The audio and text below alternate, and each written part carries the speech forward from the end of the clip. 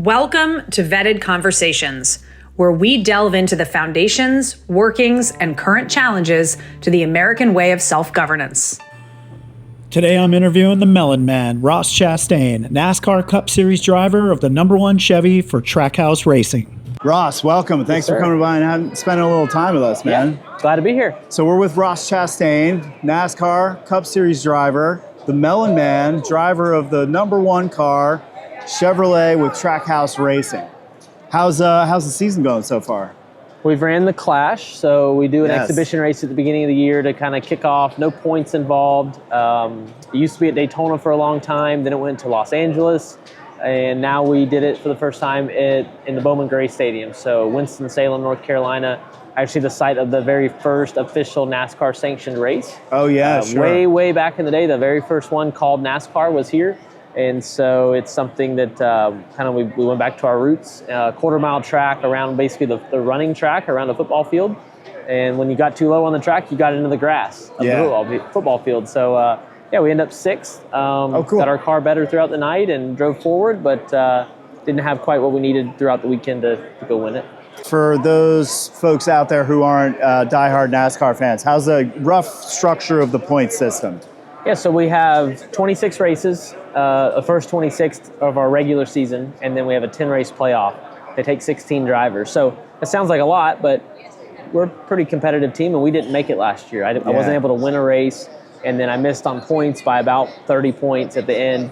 That's saying we had 1,500, or 1,000 points, and then we missed by 30. So very small. Every position is a point, and then they give out points throughout the races. So it's a very very fluid system of points are always you're pouring in as many points as you can throughout the year, but all of a sudden someone goes and leads a bunch of laps, wins some stages, and wins a race. They can get up to 60 points in one race. In one race. Or you can get as few as one.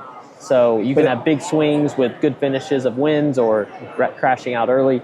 And then after the 26th race, 16 drivers get reset, and they race in 3 race rounds. In every third race, you take out the bottom 4 drivers. You're in. If you win a race in that round, you move on automatically. Right. And if you win a race in the first 26 races, you're automatically in the playoffs. Into the playoffs. So it's a very results-driven sport where winning is rewarded, even though we lose way more races, or we lose way more events than any other professional athlete. So think about if an NFL player lost every game he entered for years. Well, that can happen in NASCAR. Sure. If a team went and didn't win for 25 weeks, well, that's longer than the NFL season. So, but you got some wins under your belt. I know that. We do. Five? Yeah, 5 wins. Our most recent one, Kansas last fall. Too late to make the playoffs, but still to win in NASCAR, especially when 16 drivers are vying for the championship, they're bringing their best, their A game. And we continued to do that as well at Trackhouse, and we were able to win. It's very important to keep winning. It's how we keep our jobs. It's how we stay in the sport. So you grew up on a farm in Florida, and how did that factor into you getting into racing, or how did you get into racing? I got into racing through a hobby and then a desire to do something other than the farm. At 18 years old, I wanted to chase the racing. It was what woke me up. When I woke up every day, I was thinking about race cars, not watermelons. So I knew, I should probably chase what just naturally excites me. Because at the time, watermelons, they're work. It's a full-time job. You need to be invested in it. You need to be there every day from a farming perspective. Yeah. And my dad and brother and family, they got that covered. So I chased the race cars. And it taught me that a rain delay at the racetrack is a lot better than a heavy storm at the farm that might flood our field and drown the watermelons. Yeah. A hot race is much better than a drought at the farm that could burn the watermelon plants and cost us our livelihood. So, it taught me everything I know, but it set me up to go chase race cars. And this is a long generational thing for your family. You are the 8th generation? Yeah, my brother and I are 8th consecutive generations of watermelons. And that goes back to when? We know that the first Chastain came over from France in 1700. Brought a group over there was a ship that came over, and there was a lot of Chastains on it. And they landed in Richmond, Virginia. Yeah. And then went to South Carolina, then Georgia, and then my grandfather And my great-grandfather moved the family south to South Florida in the 50s. And so looking for a better life, earlier crop of watermelons. It wasn't the good old days back then. It was hard living and not a lot of money. So they went to South Florida, and that's where our family story really changed and set our generations up with my dad and my dad's generation and his siblings, and then my brother and I and our generation of cousins were really close with a lot of them. Worked with a lot of them at the farm. And it's I feel like today is the good old days, and we're trying to make sure we put the farm in a spot where it's going to be that way for a long time now. That's great. So with roots that deep in America, you must have, when we talked about, I know your grandfather at least served in the military, but do you know if you have any ancestors going back Civil War era or even further?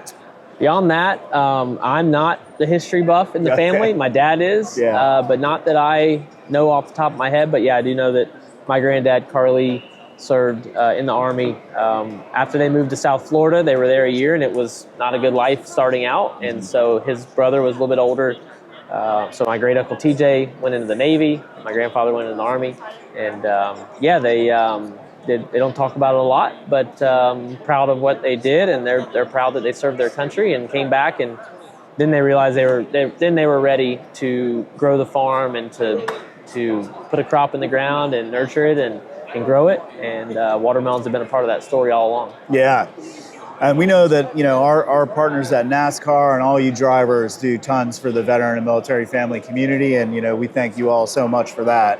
You got to tell everyone how you got the nickname, the Melon Man. 8th generation watermelon farmer, man. But there's more though. More. So there's something you do. Yeah. So when I got into the sport, the agriculture community is who sponsored me and who funded my career. Nobody in NASCAR or really the general world knew who Ross Chastain was, but people in ag did. They knew my family, my dad, my grandparents, and beyond, my uncle. So we leveraged the farm and business to fund the racing. And so I would have watermelons at the track. I would be cutting them up. We had watermelon queens there. So people early on didn't really know who the kid driving the truck was, but they remembered the watermelon. It's a smile fruit, man. It's hard to forget. That's right. Suddenly watermelons at a racetrack. So when we won our first race, go through victory lane, I held up a watermelon. It was this great moment. And then I sat it down. I didn't really know what to do. And about an hour later, we realized, let's bust it open and eat it. So we did that, and the tradition was born. So now the first thing I do before I talk to anybody, I don't talk to TV, radio, nothing. I get out, my crew runs me a watermelon out, and I smash it right there on the racetrack, really close out on the track so the fans can see it. I usually give some to a fan through the fence, and with the 5-second rule, we pick it right up off the ground. There you go. We go for 36 points events. We'll take Easter off for Cup, and then we'll have the All-Star race in there as well. So we go every week, and we'll be coming somewhere close to where everybody's listening from, and hope they come out to a race.